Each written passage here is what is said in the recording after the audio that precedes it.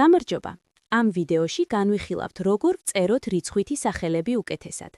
საუბარი დავიწყოთ დათის შეერთებული რთული რიცხვითი სახელებით.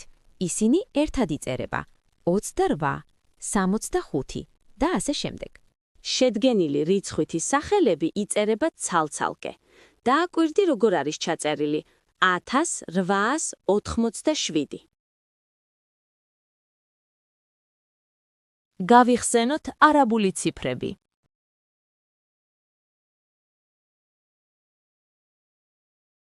თუ რიგობით რიცხვით სახელებს არაბული ციფრებით ვწერთ, მაშინ მათ ან თავსართი უნდა დაურთოთ, ან ბოლოსართი.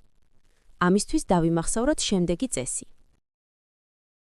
თუ რიგობითი რიცხვითი სახელი იწყება მე თავსართით, მაშინ იწერება ჯერ მე, შემდეგ კი არაბული რიცხვი. დააკვირდით რიცხვების ჩანაწერს.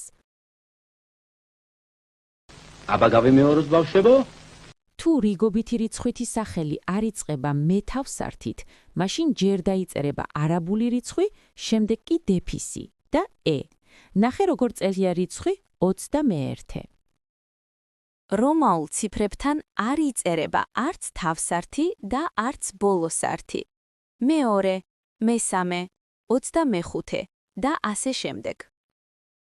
გავიმეოროთ?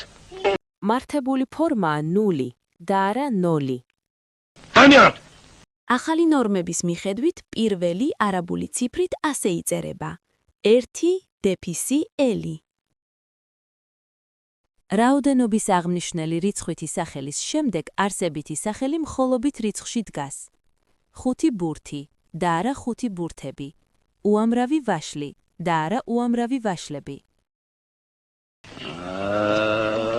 თუ გიჯიკე.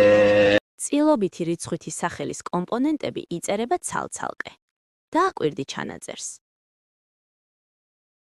ნახევარი გამოიყენება მეორედის ნაცვლად და წინამავალ სახელს დეფისით უკავშირდება.